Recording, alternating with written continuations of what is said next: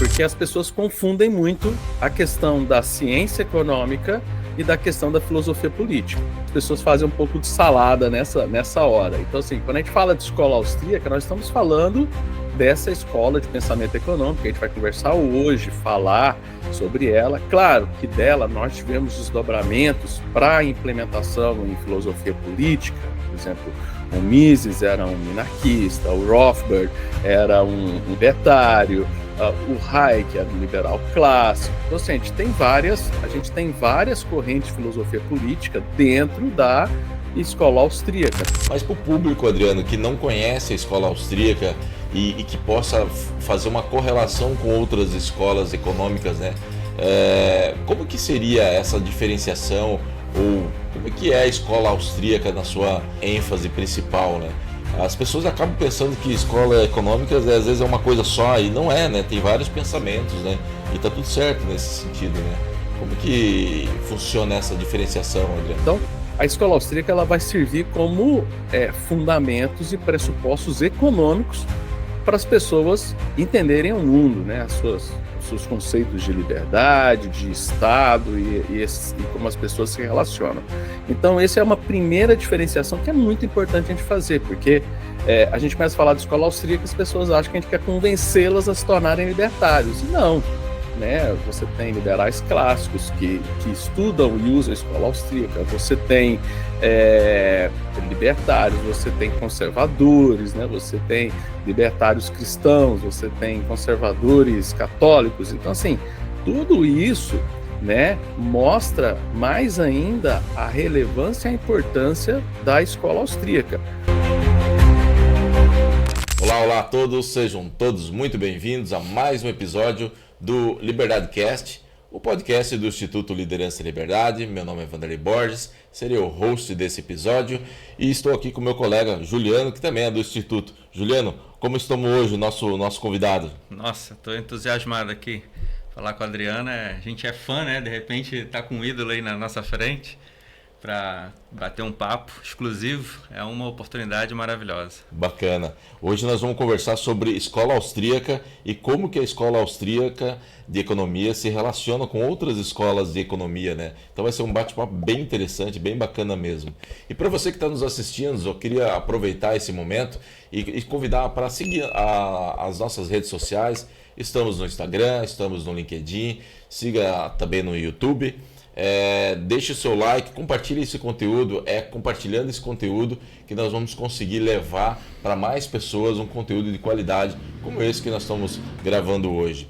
E para você também que esteja interessado em fazer parte de uma jornada de desenvolvimento de líderes melhores, líderes que façam um impacto na sociedade, venha fazer parte conosco no nosso Instituto Liderança e Liberdade, aqui em Joinville. Sempre em abril e setembro nós temos nosso processo seletivo, então fique à vontade para procurar nossas redes sociais e vir conosco nessa jornada no desenvolvimento para sermos os grandes líderes da nossa região. E também temos, nesses momentos de eventos abertos, abril e setembro, o fórum em setembro e o evento aberto para a comunidade em abril. Então é um baita momento, né, Juliano, para que a comunidade possa conhecer como que funciona o Instituto por dentro, como é que funciona as atividades. Então, deixo aqui o registro do convite a todo você. Você que quer realmente ser um grande líder, esse é o momento, ok? Adriano Paranaíba, seja muito bem-vindo ao nosso podcast. Como o Juliano já comentou, nós somos fãs dos seus conteúdos, da sua literatura. Então, para nós aqui é um desafio muito grande tê-lo aqui frente a frente nesse bate-papo. Seja muito bem-vindo. Pessoal, eu agradeço muito o convite, é muito bom estar aqui com vocês de novo, né? A gente esteve presencialmente junto lá no fórum em setembro, foi sensacional, gostei muito, assim, o nível de organização de vocês realmente é diferenciado, eu gostei bastante. É muito bom estar aqui de novo com você, Vanderlei, Juliano, né? Muito honrado aí com as palavras aí do Juliano, pessoa que a gente admira muito também a carreira dele, acadêmica. Então, assim, muito feliz de estar aqui batendo esse papo com vocês. Vamos ver se eu consigo contribuir com alguma coisa aqui. Legal, bacana. O pessoal fala muito hoje em dia de escola econômicas, né? escola econômica A, escola econômica B. É claro que a gente acredita e gosta muito do conceito de liberdade, liberdade econômica, né? A gente acredita nisso, a gente vive isso, né? Nos nossos empreendimentos. E a escola que mais se adequa aos nossos princípios, que a gente acredita, é a escola austríaca. Mas para o público, Adriano, que não conhece a escola austríaca e que possa fazer uma correlação com outras escolas econômicas, né? Como que seria essa diferenciação? Ou como que é a escola austríaca na sua ênfase principal, né? As pessoas acabam pensando que escola econômica às vezes é uma coisa só, e não é, né? Tem vários pensamentos, né? E tá tudo certo nesse sentido, né? Como que funciona essa diferenciação, Adriano? Vanderlei, eu vou pedir para a gente dar um passo atrás Ok, e a gente diferenciar ciência econômica de filosofia política, ok, tá? Então, excelente. assim, quando a gente fala em escola austríaca, nós estamos falando de uma das escolas do pensamento econômico. Quando a gente fala de liberdade, nós estamos falando de filosofia política. Então, por exemplo, o cara pode gostar da escola austríaca como ciência econômica e ele pode ser liberal, clássico, ele pode ser conservador, ele pode ser libertário. Então, por que eu quis dar esse passo atrás? Porque as pessoas confundem muito a questão da ciência econômica e da questão da filosofia política, tá joia? Então, assim, aí as pessoas fazem um pouco de salada nessa hora. Então, assim, quando a gente fala de escola austríaca, nós estamos falando dessa escola de pensamento econômico, que a gente vai conversar hoje, falar sobre ela. Claro que dela nós tivemos desdobramentos para a implementação em filosofia política. Por exemplo, o Mises era um minarquista, o Rothbard era um libertário, o Hayek era um liberal clássico. Então, assim, a gente tem várias correntes de filosofia política dentro da escola austríaca, não dentro da escola austríaca propriamente dito, né, mas para as pessoas que seguem essa corrente de pensamento econômico, elas têm uma série de diversidades. Então, a escola austríaca ela vai servir como fundamentos e pressupostos econômicos para as pessoas entenderem o mundo, né, os seus conceitos de liberdade, de Estado e como as pessoas se relacionam. Então, essa é uma primeira diferenciação que é muito importante a gente fazer, porque a gente começa a falar de escola austríaca, as pessoas acham que a gente quer convencê-las a se tornarem libertários, e não. Né? Você tem liberais clássicos que estudam e usam a escola austríaca, você tem libertários, você tem conservadores, né? Você tem libertários cristãos, você tem conservadores católicos. Então, assim, tudo isso, né, mostra mais ainda a relevância e a importância da escola austríaca, porque ela não está diretamente associada a uma única forma de filosofia política, por exemplo, como a gente tem, por exemplo, lá no marxismo, né, que é uma corrente que nem devia existir mais, né, ela já foi extirpada há muito tempo aqui, foi refutada há muito tempo, mas ela acaba levando sempre a esse pensamento de filosofia política, né, de socialismo, essas coisas. Então, assim, claro, aí tem algumas diferenciações, tem anarquistas, tem stalinistas, tem essas coisas. Então, assim, existem esses dobramentos, né? Então, esse eu acho que é um primeiro ponto. Falando especificamente aqui da escola austríaca, né, eu acho que é importante a gente falar como que a escola austríaca surge, porque esse é um ponto muito importante. Até 1870, pessoal, o pensamento econômico, ele era, de certa forma, majoritariamente, um pensamento baseado nas ideias de David Ricardo e de Karl Marx, no sentido de que o que dá valor às coisas é a quantidade de trabalho colocado, né, a questão do mercado ser aí regido pela teoria valor-trabalho, e uma série de outros desdobramentos que a gente tinha até então. O que acontece? Acontece um fenômeno que começa em 1871 e vai até lá 1874, que é interessante que a economia, os manuais de economia chamam de revolução marginalista. O que é a revolução marginalista?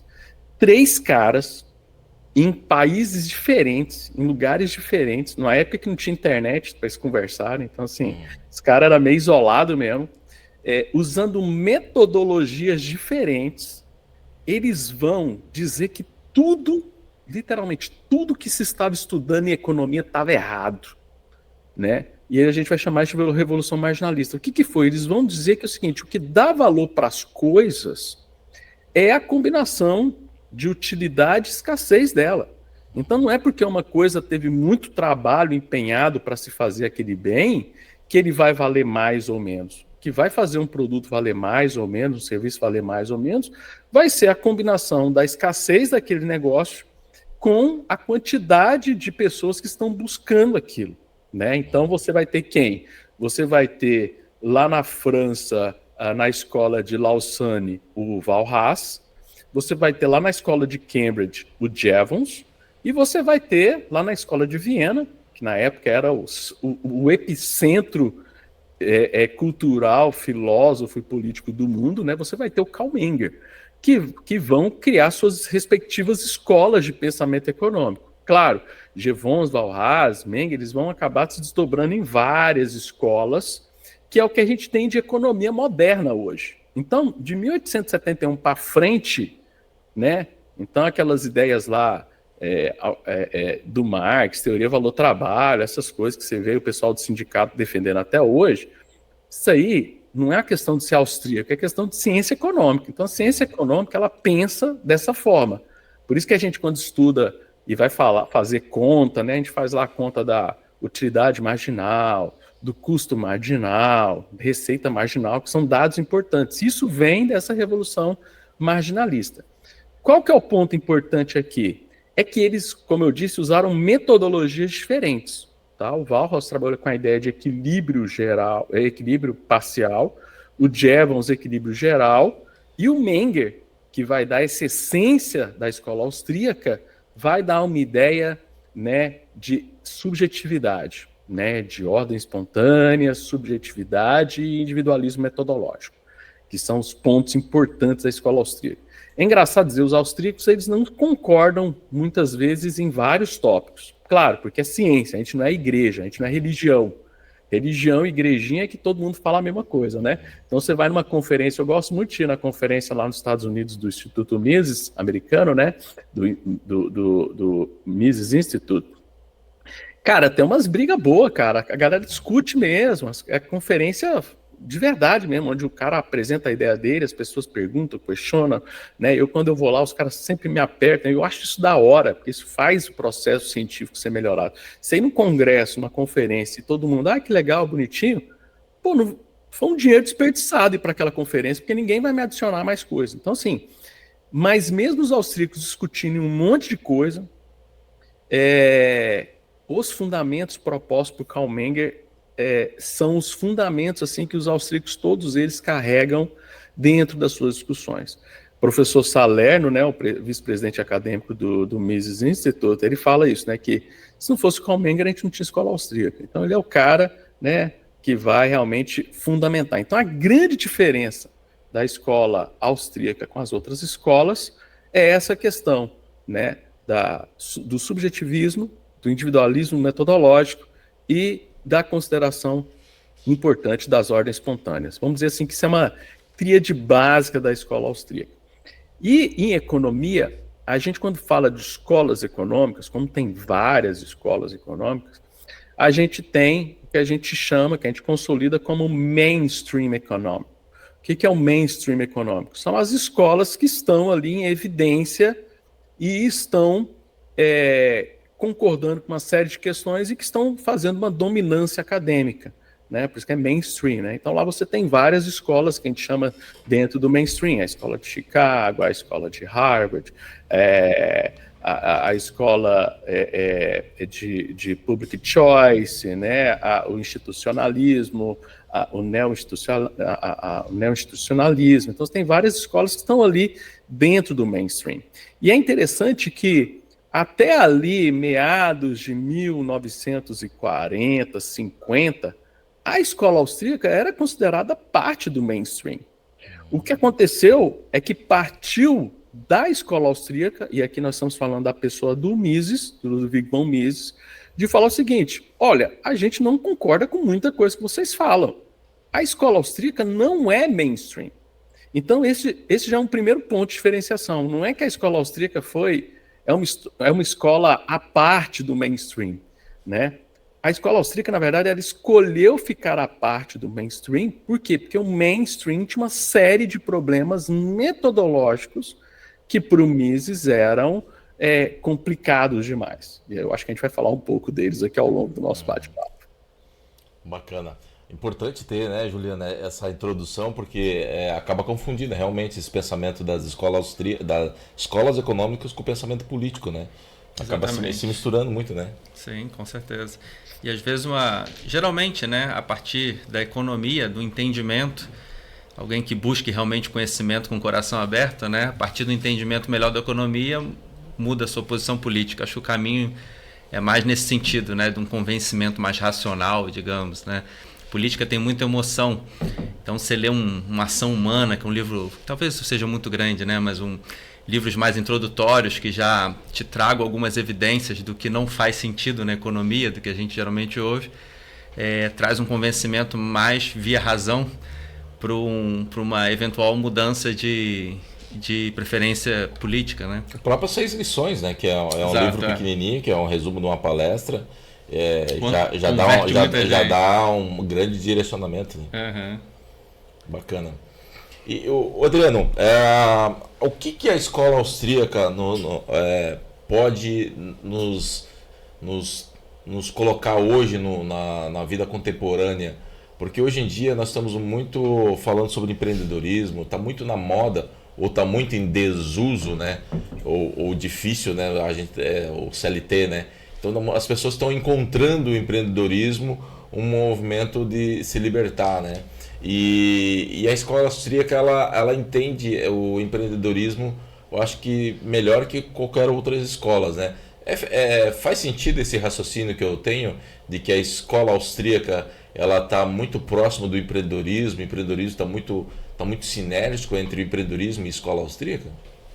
Olha, não só sinérgico, Vanderlei, esse ponto é extremamente importante, como a escola austríaca, e é importante achar isso bem claro, é a única que considera o empreendedorismo como um fator de produção, né?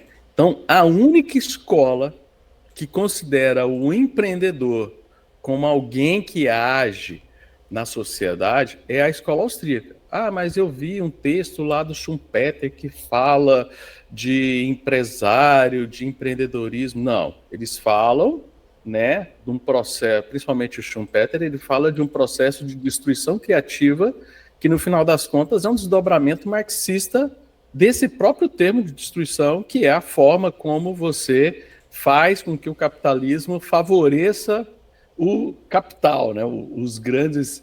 e aí não é o empresário, o empreendedor, mas o capitalista.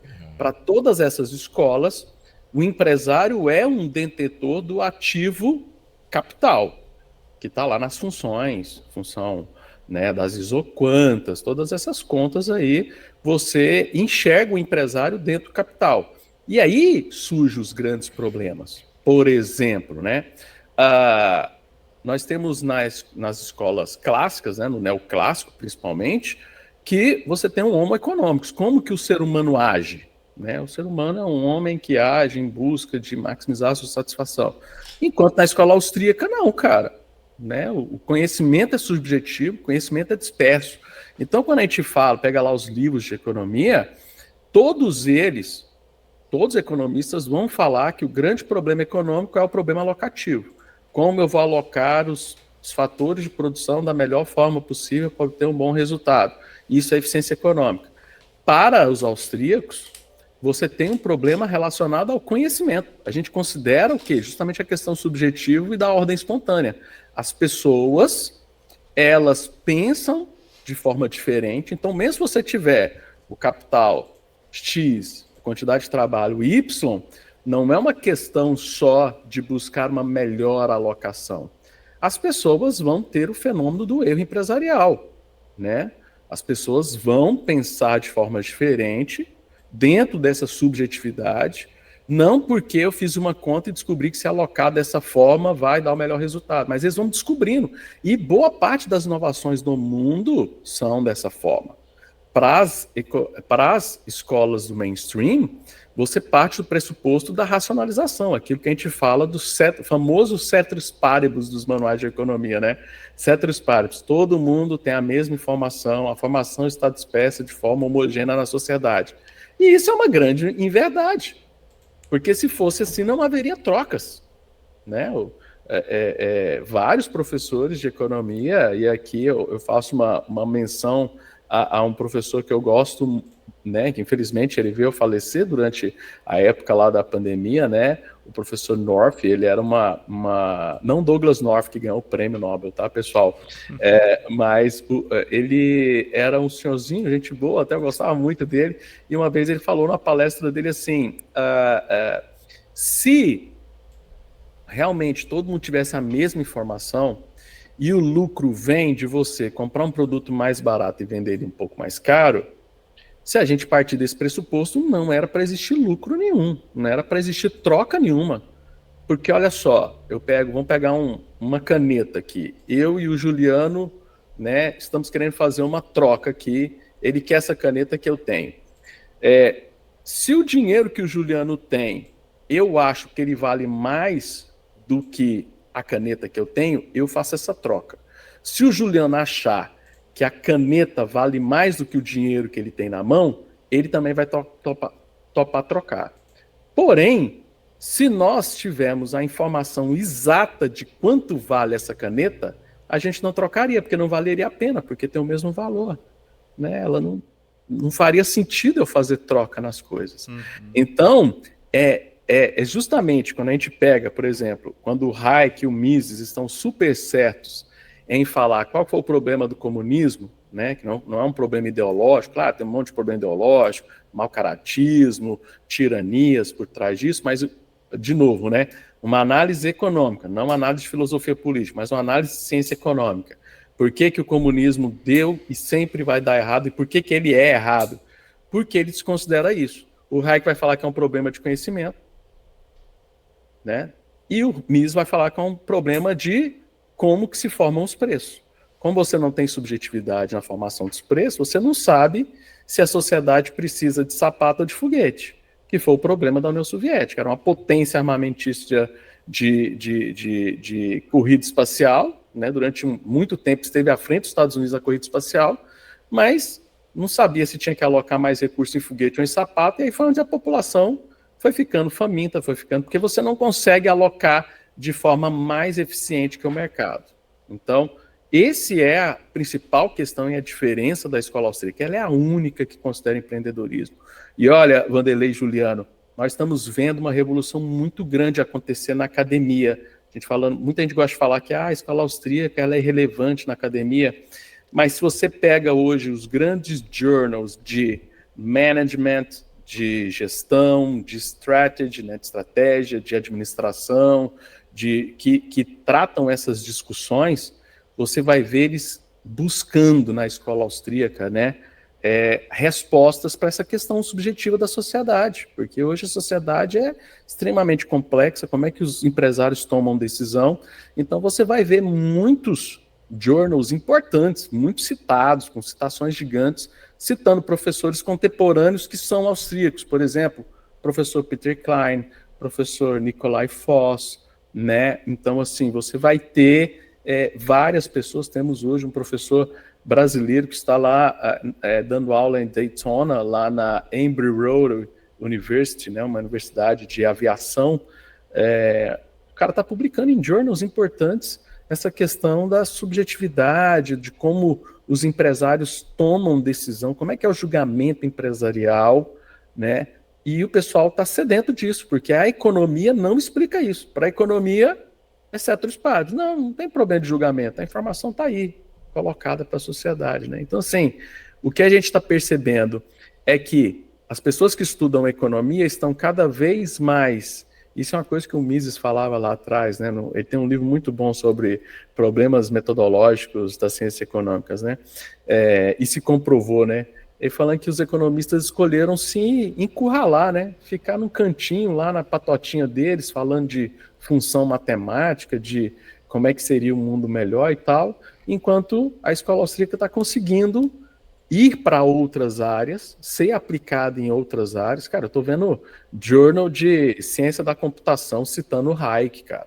Citando o Mises, esses caras, entendeu? Então, assim, ela busca explicar e não dizer como é que o mundo deveria ser, que é uma coisa que os economistas estão se apequenando. Essa é a grande verdade, né? O pessoal gosta de falar mal da escola austríaca, mas eu estou muito feliz com o andamento acadêmico que a escola austríaca está tendo, justamente por não escolher se apequenar como o mainstream econômico escolheu. É muito fascinante ver o que a internet traz de demanda espontânea, né? Tem também, assim, eu vinculo muito a minha área, eu venho muito de literatura e filosofia, né? E principalmente filosofia antiga, entender o que as coisas são em última análise, né? E quando a gente começa a ler os livros, né? Principalmente os grandes tratados de economia da escola austríaca, primeira surpresa que a gente tem é não ver números, né? Ver apenas, é quase que um livro de filosofia de fato. E o que a gente espera, né, dentro do nosso imaginário é aprender a fazer conta, ver gráficos, oferta e demanda e a gente pegar uma ação humana, né, um grande tratado aí de economia da escola austríaca e ver que não tem nenhum número, apenas argumentação, e depois de lê-lo, ou seja, a gente lê o livro com uma sensação de estar aprendendo algo sobre a natureza humana, sobre a lei dos incentivos, da subjetividade, né? E isso me remete imediatamente à antiguidade. É como se o liberalismo se desenvolveu a partir, digamos, de um utilitarismo aí da era moderna, e a escola austríaca é um resgate da filosofia antiga num sentido ontológico mesmo, de entender como o ser humano age economicamente a partir da sua subjetividade, o que na economia é objetivo e subjetivo, dentro de preceitos naturais da própria natureza, né? Não, assim, esse ponto que você colocou, Juliano, é extremamente importante, porque, assim, primeiro as pessoas criam essa ideia de que o austríaco não gosta de número, né? Não é que o austríaco não gosta de número, é porque se eu quero fazer um entendimento do mundo empírico, eu não necessito sempre de números. Então, assim, só para dar uma contextualizada, né? Por exemplo, quando eu estava no doutorado, eu tive um professor de metodologia, né, uma metodologia mais avançada, e ele falou uma coisa assim que parecia que ninguém nunca tinha ouvido aquilo, né? E ele falou de uma forma, e olha que meu doutorado foi em engenharia, né? Ele falou assim, o que é um modelo, né? O modelo é uma tentativa de explicar um mundo complexo, sabendo que ele não vai conseguir explicar o modelo, não vai conseguir explicar o mundo da sua complexidade. Por quê? Porque a gente está pegando uma parte de variáveis que a gente acha que são importantes para explicar aquilo. Então, eu não vejo problema nenhum em usar modelos. Tá? Então, aí a gente vê os modelos matemáticos e tal. O grande problema é quando você parte daquele modelo, né? Por exemplo, o Mises não tem conta nenhuma. Por exemplo, você pega o Rothbard, o principal livro do Rothbard, que é o Man, Economy, State, que agora a LVM traduziu como Indivíduo, Economia e Estado, gostei muito dessa tradução. Ele tem lá conta, ele tem lá gráfico de oferta e demanda, ele tem lá uma série de fundamentos que a gente usa, as curvas marshallianas e tal, essas coisas todas, né? Então, assim, eu gosto de usar muito também, né? Econometria, se você pega, por exemplo, a revista Misa, o nosso periódico acadêmico aqui do Brasil, tem lá econometria, cara, né? A diferença é que a gente sabe que aquilo é uma ferramenta didática de ponto de partida para explicar uma complexidade do mundo. E aí é onde a gente vê essa grande diferença, porque para explicar um evento complexo, eu posso partir de um modelo, mas eu vou ter que buscar não uma formalização matemática, ou seja, aumentar a complexidade do modelo, mas eu tenho que buscar um formalismo verbal para discutir esse modelo, para assim eu tentar trazer ele para o entendimento do mundo empírico. Uhum. Então, eu vou querer, é uma frase que eu gosto muito, que é, a gente vai querer explicar a economia como ela é e não como ela deveria ser. Quando você pega os manuais de economia que não são austríacos, eles estão falando como é que deveria ser o mundo. É um mundo perfeito, um conto de fadas. Por quê? Porque eles partem de um modelo que é um conto de fadas. E aí, por isso que muita gente se ilude na política, que pega aqueles modelos econômicos e quer fazer aquilo acontecer no mundo real. Não vai acontecer, por quê? Pelo simples fato daquilo ser um modelo. Então, aí é que a gente pega os livros dos austríacos. Uma vez eu vi isso, né? Eu trabalhava uma vez na Câmara dos Deputados, né? E tinha uma assessor, era uma equipe de assessores, né? E tal. E aí tinha uma economista lá que era meio, não curtia muito escola austríaca e tal. Aí eu peguei uma revista, uma edição que a gente fez, uma edição sobre empreendedorismo, que o professor Per Bylund, ele era o editor convidado. Então, assim, os artigos muito bons, né? E aí eu dei essa edição para ela, falei assim, ó, toma aqui uma edição para você ver o que é a escola austríaca atual, né? Porque ela falava muito, o Mises lá atrás, o mundo é diferente, tal. Não, tudo bem, a gente continua estudando. A gente tem pensadores aqui modernos, né? Aí eu dei, ela leu, ela, senti falta de forma matemática, eu não consegui entender muito. Por quê? Aí eu pensei assim, porque você já está limitada em não querer pensar o mundo real. Você quer pensar um modelinho e daquele modelinho achar que está aumentando a complexidade do entendimento. Não, você está aumentando a complexidade do seu modelo, né? Uma vez eu fiz uma publicação numa conferência internacional de transportes, foi muito interessante, né? Porque eu tinha uma demanda de uma professora, estava fazendo uma disciplina no transporte, a professora, doutorado, o pessoal gosta de fazer esses negócios de, termina a disciplina e escreve um artigo, né? E aí ela queria um artigo lá sobre economia, sobre escolha dos passageiros, como é que seria o modelo e tal, né? Aquela coisa de modelo. Aí eu falei assim, eu vou fazer uma piada, vou fazer uma provocação aqui, vamos ver quem cai no golpe, né? Eu criei um modelo para, tipo assim, qual que seria o preço ideal de um pedágio urbano para que as pessoas não usassem o carro para usar ônibus, por exemplo. Cara, fiz um modelo. Cara, o modelo ficou... quem gosta de matemática vai pirar no modelão, velho. Ficou um modelo massa pra caramba. Ficou um negócio assim, cheio de letrinha e derivada, integral, sabe? Essas contas que o povo da matemática adora, né? Cara, só que aí eu fiz uma série de concessões. Falei assim, o modelo vai funcionar se... Aí eu fui colocando um monte de concessão. Cara, eu fui colocando concessões absurdas. Tipo assim, não pode ter criança na cidade.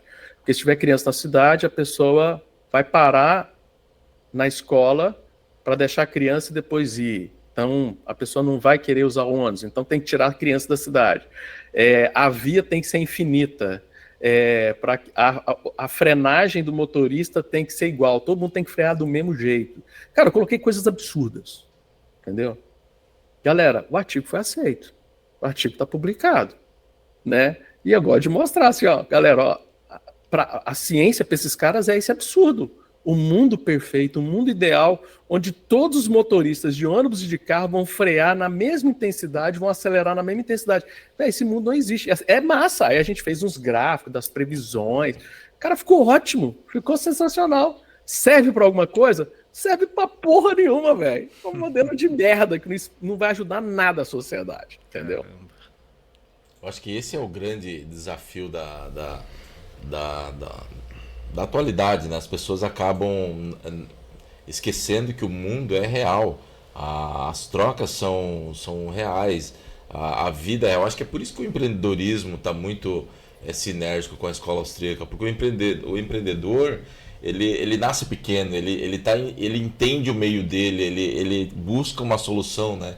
Talvez seja essa a cola que liga a escola austríaca com o empreendedor. Será que faz sentido isso? Porque o empreendedor é o cara que vê o mundo real, né? Ele não fica querendo encaixar dentro do negócio dele o mundo. Ele faz o contrário, ele enxerga o mundo e tenta achar uma solução. Faz sentido isso? Inclusive a gente pode ver mais lato senso em sentido de empreendedor, né? Todos somos empreendedores, né? Um assalariado é um empreendedor, ele faz escolhas, né? Um funcionário público é um empreendedor. Exato. Ele pode ser um empreendedor dentro, quando ele inova algum processo, quando ele pensa diferente em como fazer um processo dentro de uma instituição mesmo que seja pública, estatal, né? Eu não gosto desse nome público, eu gosto de estatal. Então, ele inova, ele pode inovar, então ele pode ser um empreendedor. Então não é só... isso já é um objetivo, pessoal, da esquerda de banalizar empreendedorismo. Né? Dizer, empreendedorismo é um fascínio para te explorar, para você ser pejotizado, entendeu? Então, assim, é uma viagem. E sim, o Vanderlei estava falando, eu acho que mesmo que eu faça modelos, mas eu uso como ponto de partida o meu estudo ser estudar o empreendedor, a chance do meu modelo, mesmo que ele seja um modelo teórico, ele vai ter mais chance de prosperar, porque ele está considerando as diversas possibilidades de pensamento, de julgamento, de tomada de decisão que o empreendedor tem. Então, assim, isso é muito importante para a gente, né? Então, a escola austríaca leva muito isso a sério, faz essa discussão muito forte. Eu lembro que a primeira vez que eu fui numa conferência de escola austríaca, né, eu via lá um painel, eu tinha um painel lá de empreendedorismo. Cara, que empreendedorismo, né? É legal, é bacana, mas, pô, estudar empreendedorismo, né? E aí, agora eu fui fazer meu pós-doutorado discutindo empreendedorismo, né? E aí eu voltei nessa conferência, foi 10 anos depois. Claro, eu ia todo ano, né? Mas passado 10 anos, né? Eu fui apresentar no painel de empreendedorismo, né? E aí eu comecei com a brincadeira, né? E tava lá presente o professor Peter Klein, tava lá o Per Bailand, tava lá uma série de caras, né? Importantes dessa área, né? E aí eu comecei falando assim, 10 anos atrás eu vim nessa conferência e via empreendedorismo no painel, vinha painel de empreendedor e falava assim, pô, por que esse trem tá aqui, né? E hoje, 10 anos depois, estou aqui nesse painel, né? A vida é foda, velho. A vida é foda. Aí os gringos riam e tal, não sei o quê. Então, assim, porque no final do dia, se eu quero aprofundar o meu conhecimento econômico, eu não tenho que estudar o Homos Econômicos, eu tenho que estudar um empreendedor, eu tenho que estudar um empresário. E mais do que um empresário, né, eu tenho que estudar um empreendedor, porque, como o Juliano falou muito bem, o empresário é um tipo de empreendedor. E aí, quando a gente pega isso, por exemplo, o Rothbard tem uma série de desdobramentos de entendimentos de quem que é empreendedor, o empresário, o capitalista. Aí entra a discussão é uma discussão, olha para vocês verem, uma discussão extremamente contemporânea hoje dentro da escola austríaca qual que é a diferença de risco e de incerteza? Cara, é uma discussão muito massa. Quem que está tomando risco e quem está enfrentando incerteza? Quais tipos de empreendedores estão enfrentando risco e quais estão enfrentando incerteza? Cara, é uma discussão moderna hoje dentro da escola austríaca e o mundo real, quando olha isso, ou seja, os programas de administração, os programas de várias outras áreas, acham essa discussão sensacional. Por quê? Porque é a discussão do mundo real, né? Então, assim, é muito bacana saber que a escola austríaca é a única que considera e leva a sério e desdobra o pensamento. Então, tipo assim, porque quando a gente fala assim, é a única que considera empreendedor, então é um ponto vencido. Não, a gente ainda está discutindo, porque é ciência, como eu disse no começo, né, como não é religião, né, não tem os dogmas, né, a gente discute, cara, e tá tendo muita coisa desdobrando, e o que eu acho mais legal, não só nos journals de escola austríaca, a gente está vendo muita contribuição, muita discussão em grandes journals, e em manuais. Hoje a gente já tem manuais de empreendedorismo, manuais de gestão, que dedicam boa parte do manual para autores da escola austríaca. Por exemplo, um manual muito importante hoje no mundo, o professor Per Davidson, que é um cara muito importante nas escolas de management do mundo atual, né, áreas de administração e tal. Cara, você pega o livro do cara, o manual de empreendedorismo do cara, meu, é de ponta a ponta escola austríaca. E ele não, e o que massa é isso. Ele não é austríaco, mas ele entende a importância da teoria austríaca. Então, tipo assim, não é time de futebol também, tá, galera? Sim. Então, assim, eu gosto da escola austríaca, então eu sou austríaco, então as outras escolas que se lasquem, que se danem. Não, bicho, não é time de futebol, não. É fundamento teórico, é teoria que você vai usar um pedaço aqui, você pode usar outra coisa aqui e tal. Então, por exemplo, a gente vê muito hoje áreas de intersecção das escolas, por mais que elas pensam diferente. Por exemplo, a gente vê intersecções importantes entre escola austríaca e public choice. Quem fala muito essa teoria é o professor Adriano Janturco, né? A tese de doutorado dele lá na Itália, ele falava disso, e eu concordo muito, né? Que tem muitos pontos de intersecção entre o public choice que é uma teoria forte, né? Os últimos prêmios Nobel, o prêmio Nobel de 2025, né? Os caras eram da Public Choice e vários outros prêmios Nobel de Economia foram Public Choice. Tem pontos de intersecção também com a Escola de Chicago, por que não, né? A gente gosta de falar tanto mal do pessoal da Escola de Chicago, né? Que fazem muito modelo matemático, que acreditam que o governo consegue controlar a inflação controlando a emissão de moeda. Existe uma quantidade ótima de moeda em circulação para garantir estabilidade econômica. Os austríacos acreditam que, na verdade, a moeda é um processo de ordem espontânea, e quanto mais você tem intervenção do Estado, mais você cria a inflação, você cria mais problemas, ainda mais obrigando, né, o curso forçado, né, o fim do padrão ouro, né, você poder ter moedas competindo, é a ideia da escola austríaca, né, mas mesmo assim ainda tem pontos de intersecção que são interessantes, né, o próprio professor Fábio Barbieri, que eu entrevistei até no podcast que a gente tem lá no Instituto Mises, né, ele falando, olha, eu levantei essa bola da Public Choice e ele me falou isso, ó, eu acho que também tem muitos pontos de intersecção lá com a Escola de Chicago. Então, assim, o problema é que o pessoal quer fazer discussão de rede social, tá? A gente tem muita gente que quer ficar falando mal de escola austríaca, ou ficar falando mal de Escola de Chicago, ou ficar falando mal de keynesianismo, baseado em post, baseado em rede social, nunca pegou um artigo científico para ler. Esse é o problema hoje que eu vejo nessa discussão das escolas, é que não, são discussões que estão acontecendo fora das universidades. Você mencionou a Escola de Chicago, e eu vejo, às vezes, muita crítica de libertários austríacos ao Friedman, né? E meu primeiro livro, né? Essa primeira introdução a um liberalismo mais contemporâneo e mais agressivo foi o Livre para Escolher. E eu até hoje, relendo, né? Eu vejo algo tão próximo, né? Ao que a gente pensa e sente lendo Rothbard ou Mises, que eu não consigo entender muito essa rixa, né? Rixa porque é o seguinte, desculpa te cortar, Juliano, Claro. O Livre para Escolher é um texto que ele escreve, de novo, com uma pegada mais de filosofia política, né? Quando a gente pega os papers acadêmicos do nosso grande Milton Friedman, né?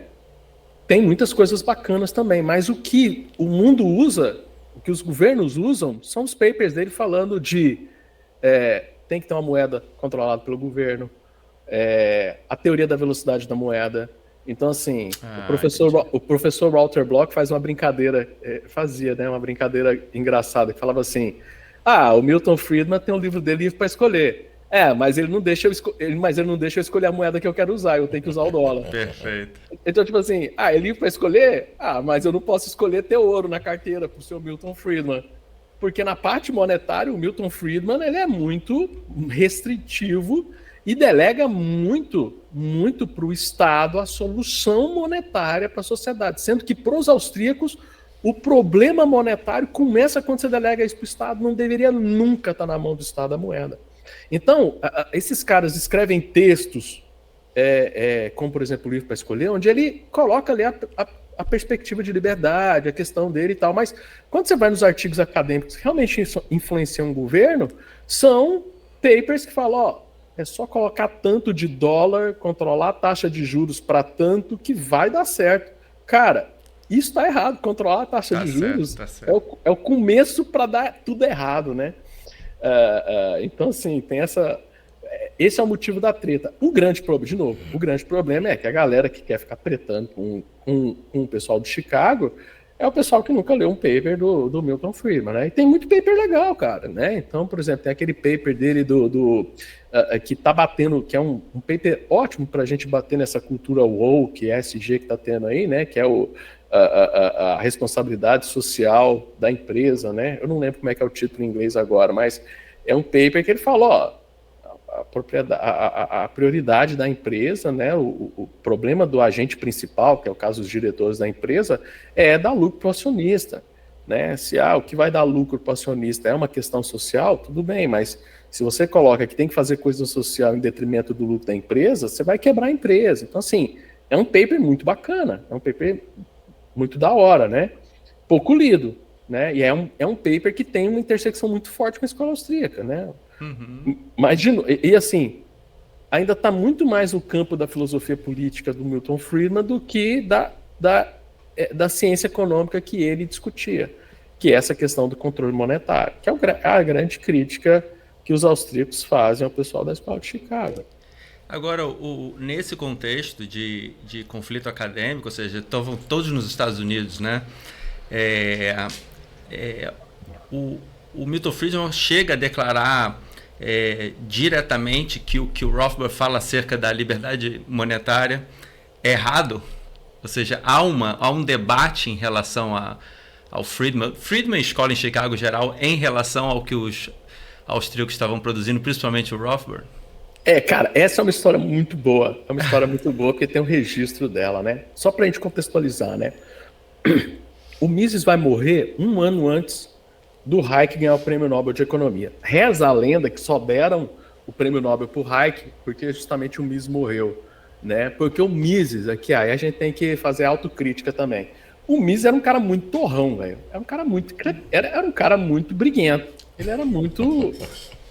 Cara, mas pensa bem, o Mises é um cara, é um cara do Império Austro-Húngaro, é um lorde, é um senhor que vem para os Estados Unidos fugido da guerra. Então, assim, eu concordo do Mises, é um cara meio sem paciência, entendeu? ser meio grosso, né? Então, aquela história, né? O próprio Milton Friedman conta essa história, né? Que é a frase famosa que todo mundo gosta de falar do Mises, vocês são bando socialista, né? Estava numa reunião da Mão pela Grand Society e o Mises, eles estão discutindo políticas públicas, como melhorar o mundo e tal, não sei o quê. Aí o Mises bate a mão na mesa e fala assim, vocês são bando socialista, levanta e vai embora. E ele era brigão mesmo, né? Então, assim, as pessoas não gostavam do Mises, porque ele era muito brigão, ele não era político, ele não preocupava em fazer pontos, essas coisas e tal. Então, assim, o Mises morre. Só que antes de ter o Prêmio Nobel do Hayek, nós tivemos um evento. Claro, o Prêmio Nobel do Hayek vai ser muito importante para a escola austríaca para sinalizar que a gente está acertando, tá? Mas o que fez a escola austríaca não morrer foi um evento que aconteceu no primeiro semestre. Então, assim, o Hayek ganhou o Prêmio Nobel no segundo semestre. No primeiro semestre, você tem uma reunião importante, que até a gente comemorou ano passado, 50 anos dessa reunião, que foi a primeira conferência de escola austríaca efetiva que a gente teve ali no interior dos Estados Unidos e tal. Até tem um artigo meu que eu publiquei no site tanto do Mises como do Instituto Liberal, depois se vocês quiserem colocar o link aí para o pessoal ver, que fala dessa história, né? Então, assim, foi uma reunião em Vermont, que é o interior ali dos Estados Unidos, ali perto, mais para cima ali. E aí o que acontece nessa reunião? Você tinha ali o Rothbard, você tinha o Hazlitt, você tinha o Kirchner, você tinha também o Lachmann, que são grandes nomes da escola austríaca, e era uma reunião que eles estavam trazendo alunos de doutorado para conhecer a ideia da escola austríaca. Então, quem que estava nessa galera de garotos que estavam aprendendo com aqueles caras, né? Você tinha o Walter Block, você tinha o Rondon Rockham, você tinha o Salerno, você tinha uns caras que hoje são os picas da escola austríaca, vamos assim dizer, né? Os caras que estão discutindo fortemente a escola austríaca hoje. E o Milton Friedman, estou contando essa história toda por causa disso, né? O Milton Friedman, ele tinha uma casa de verão em Vermont. Então, o que ele faz? Ele é convidado para o jantar, para falar no jantar. Então, assim, ele era, primeiro ponto, eles não são inimigos, tá, galera? O pessoal que cria isso, né? O Friedman, quando ele vai montar a universidade, quando ele vai montar o departamento de economia em Chicago, boa parte da galera vem de Columbia, da Universidade de Columbia, né? Que era onde estavam os grandes caras da época, né, de economia. E o Rothbard estava terminando o doutorado dele em Colômbia, e quando ele terminou o doutorado dele, o Friedman chamou o Rothbard também para ajudar ele a montar lá, né? Então, e o Rothbard não quis ir porque ele estava envolvido em escrever justamente o Man Economy State. Assim, eu estou num projeto aqui, que eu estou recebendo uma grana aqui, então não vou poder ir. E aí ele não vai, né? E o Milton Friedman, nesse jantar, né, o pessoal disse que o Milton Friedman elogiou muito a escola austríaca e fez, né, falou assim, olha, é a boa economia, né? A escola austríaca é a boa economia e tal. Então, assim, ninguém sabe se lá ele estava só puxando o saco e tal, mas essa questão dos caras se odiarem, os caras, né, Isso é uma coisa que a galera criou. Os caras conviviam muito bem, eles sabiam, tinham as concessões ali um pouco de um e do outro, mas a galera tinha esse bom relacionamento. Não é à toa que chamaram ele para o jantar, ele foi lá, elogiou o Mises, elogiou a escola austríaca e tal, com uma boa economia, fez algumas ponderações ali, mas, cara, é do jogo da ciência. A gente não é, que nem eu falei, não é time de futebol, não. Então, assim, existia essa contemporaneidade entre eles e existia um certo respeito. Foi o pessoal depois que foi perdendo esse respeito e bagunçando o negócio. As pessoas acabam esquecendo, né, que qualquer pensamento reflete a realidade como pessoas, né? As pessoas não são iguais, as pessoas pensam diferente dentro da família, dentro das empresas, dentro dos negócios, em todo lugar, dentro da sociedade. Então é natural que as pessoas pensem diferente, e isso, o pensar diferente não significa que elas se odeiem. Tem coisas que a pessoa vai achar boa numa situação e tá legal, é aquela ideia, mas não significa que ela goste daquele pensamento daquela pessoa, né? E acaba rotulando, né, como inimigos, né? Isso é um problema sério. Bom, nós estamos indo para o final já, em relação ao tempo. Eu gostaria de fazer uma provocação, Adriano. Bora. A escola austríaca, assim como outras escolas, como eu acabei de falar, todas elas têm seus pontos positivos, né? E tem e a escola austríaca acaba abarcanhando o empreendedorismo, acho que de uma forma mais confortável, mais sinérgica, como nós já comentamos, né? Como que você vê o futuro das escolas econômicas e, obviamente, a escola austríaca no mundo que nós estamos mais conectados, no mundo que nós estamos com excesso de informações e informações descentralizadas, muitas delas informações vagas, às vezes um monte de ruído, né? Como que você vê o futuro desse pensamento econômico nesse mundo cada vez mais com informações distribuídas, né? E a realidade, a autopercepção da responsabilidade do empreendedor, lembrando que empreendedor é aquela atitude, né? Não estamos dizendo que é somente um empresário. Tem muito empresário que é empreendedor e tem muito empreendedor que não é empresário, e vice-versa, né? Como você tem empresário que não é, e tem empresário que não é empreendedor. Exatamente, né? Então, como que você vê esse futuro, né, direcionamento da escola austríaca tendo essa realidade que nós estamos hoje, seja do empreendedor, da informação, do conhecimento e das informações descentralizadas? Essa pergunta é muito boa porque ela vai perto do que o pessoal costuma perguntar quando falam assim: professor, o que o Instituto Mises vocês estão fazendo para a escola austríaca ser aceita nas escolas de economia, nos departamentos econômicos? E a minha resposta é sempre: nós não estamos fazendo esforço nenhum, a gente quer ser considerado relevante por pessoas que estão pensando a economia de forma errada. Eu quero ser aceito. É tipo você falar assim: quando é que a torcida do Palmeiras vai aceitar a gente ir com a camisa do Corinthians lá? Então, assim, os caras escolheram se apequenar nos modelos matemáticos dele.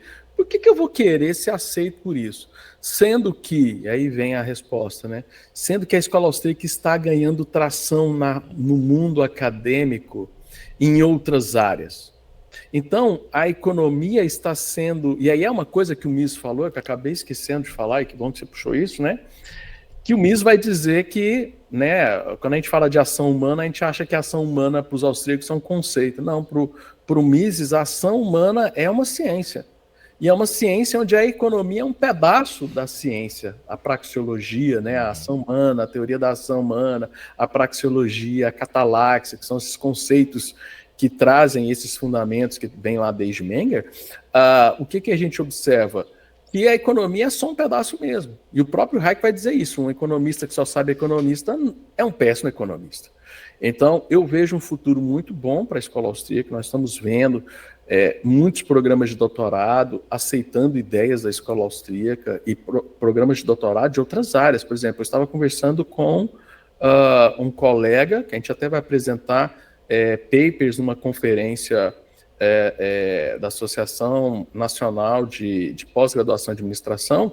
O cara está estudando neurociência, velho. O cara está usando a escola austríaca para falar de estímulos da neurociência para a pessoa, como é que as pessoas reagem a propagandas diferentes de marketing e tal. Cara, o cara tá vendo espectros de conceitos importantes da escola austríaca que pode ajudar a explicar os fenômenos que ele está estudando.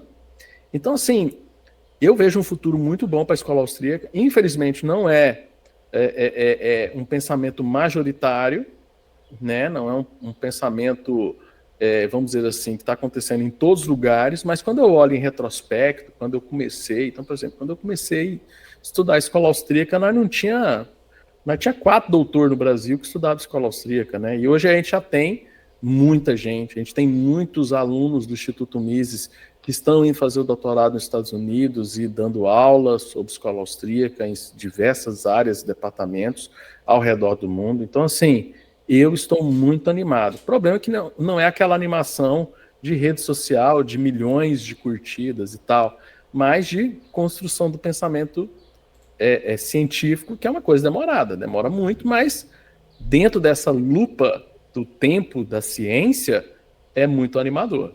Que é diferente do tempo das redes sociais, vamos dizer assim. Exato. Que na verdade é o tempo da vida social como a vida é, né? A vida é um passo de cada vez, né? Exato. Adriano, muito obrigado. Quer fazer mais alguma pergunta, Juliano? Queria que você falasse do seu livro novo. Exato. Boa, lá, Bem salvou lembrado. o merchan. Pessoal, acabei de lançar pela editora Freitas Bastas o meu manual, deixa eu vir para cá, o meu manual de economia. É um manual direcionado para ciências sociais aplicadas em engenharia, justamente por quê, né? Porque, primeiro, foi uma demanda da editora e eu fiquei muito feliz pelo convite. A editora Freitas Bastos é uma editora que tem mais de 150 anos e ela é direcionada, a publicação dela, para livros para ser usado nas universidades. Então, quando eles me procuraram, eu fiquei muito feliz de ser procurado para escrever um manual para ser usado nas universidades. Então, eu escrevi como um manual de economia, mas com um grande diferencial. A gente usa os fundamentos da escola austríaca. Então, é um manual onde você, além de buscar explicar a boa ciência econômica, né, e considerando também, tem muito gráfico, viu, gente? Tem gráfico, tem conta também, então não é... Então, assim, mas o objetivo é explicar os gráficos. Então, buscar uma questão didática, né, e assim, como é uma questão que eu até conto na introdução do livro, né, que é uma questão da minha história. Quando eu vou me tornar professor, eu não vou dar aula em departamento de economia, então eu vou dar aulas de economia para faculdades de Direito, Contabilidade, Administração. Depois que eu entrei no Instituto Federal de Goiás, majoritariamente minhas aulas são para o pessoal da engenharia. Então, assim, eu nesses últimos 12, 14 anos, a minha preocupação era como explicar economia para alguém que não é da área de economia. E aí esse livro vem essa cristalização, o marxista que gosta de falar a palavra cristalização, né? É a cristalização dessa didática, desse objetivo de explicar para pessoas que não são economistas como a economia funciona e usando a estrutura de um manual de economia, né? Tem algumas diferenças, por óbvio, né? Então, alguns fundamentos, então, por exemplo, eu acredito que é o único manual de economia no Brasil que fala não só da falha de governo, da falha de mercado, mas também fala de falha de governo. Todo livro de economia fala de falha de mercado, né? Nenhum fala da falha de governo, que é uma realidade também, né? E é um único livro, manual de economia, que fala de empreendedorismo. Então tem lá os fundamentos sobre empreendedorismo, sempre pensando no empreendedor dentro desse processo, né? Então convido você aí a conhecer minha obra, né? Você que é professor, que está acompanhando a gente, que é professor ou estudante de universidade, esse livro você consegue acessar de forma gratuita o e-book pela plataforma Biblioteca Virtual da Pearson. Então, são mais de 900 universidades no Brasil que têm convênio com a Pearson para poder acessar, e esse livro está disponível nessa biblioteca da Pearson. Então, assim, não é um merchan só de vender livro. Claro, quem comprar o livro eu agradeço muito, mas você que é professor universitário, você que é estudante de uma universidade, são mais de 900 no Brasil, que tem acesso a essa biblioteca, vai poder acessar esse livro sem desembolsar. Então não é o Adriano capitalista que está falando, é o Adriano que quer divulgar conhecimento que está falando também. Mas agradeço quem comprar o livro, que a gente ajuda também bastante. Adriano, muito obrigado pela sua disponibilidade e pelos esses ensinamentos que esclareceu bastante coisa, né?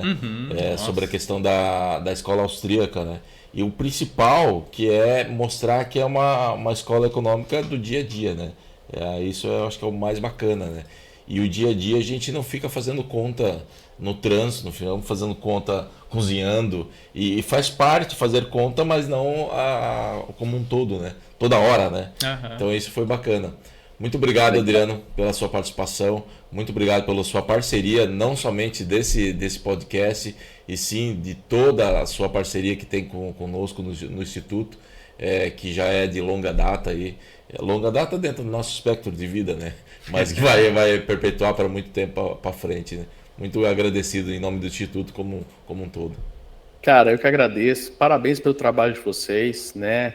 Eu acho que eu falei isso lá na conferência de vocês, mas a persistência, né? A gente gosta muito de falar de institutos que estão em grandes centros, né? Em São Paulo, né? Grandes metrópoles, mas vocês estão em Joinville, estão fazendo um trabalho diferenciado, aproveitando esse espírito empreendedor que a cidade tem para levar boas ideias para que esses empreendedores prosperem por usar ideias corretas, né? Então, parabéns pelo trabalho. O trabalho de vocês é o trabalho de frente, é o trabalho de frente que é mais difícil, né? O meu é mais fácil, é ficar escrevendo livro e contando história aqui na internet, né? Então, mas quem encara, quem que segura, né, o problema pelo chifre aí para implementar as ideias são vocês, e parabéns por todo o esforço, por todo o trabalho que vocês fazem. E quem está assistindo a gente que não é membro aí do Instituto Liberdade, Liderança e Liberdade, né? Vocês estão perdendo, cara. Tem que fazer parte. Você que é de Joinville ou região, tem que fazer parte, porque é um desenvolvimento pessoal muito importante. Legal. Juliano, quer fazer uma última palavra? Não, eu queria agradecer novamente e lembrar, né, também, Paraíba, que quem se interessa por escola austríaca, né, no site do Instituto Mises, se eu não me engano, tem todas as grandes obras, né, disponíveis. Dá para baixar de graça. Dá para baixar de graça. E o Instituto Mises, desde a sua fundação, então isso aí já está passando, já está quase chegando em 18 anos, todo dia, a gente tem um compromisso de todo dia publicar um artigo novo. Então, temos o nosso site, temos a nossa revista acadêmica, que são artigos acadêmicos, tem os livros para a pessoa baixar de graça. Então, assim, é um compromisso que nós temos com a difusão das ideias libertárias, austríacas, austro-libertárias, que a gente gosta de dizer. Então, é muito importante você todo dia poder entrar no site do MIS, você vai ver coisa nova. Maravilha. Bacana. Perfeito. Muito obrigado, então, e muito obrigado a você que está nos assistindo. Compartilhe esse conteúdo de qualidade para suas redes e tragam as pessoas para verem outros conteúdos que nós estamos produzindo e entregando para a sociedade de uma maneira totalmente gratuita, porque o nosso objetivo é realmente levar esse conhecimento para o maior número de pessoas, ok? Muito obrigado, até mais, hein?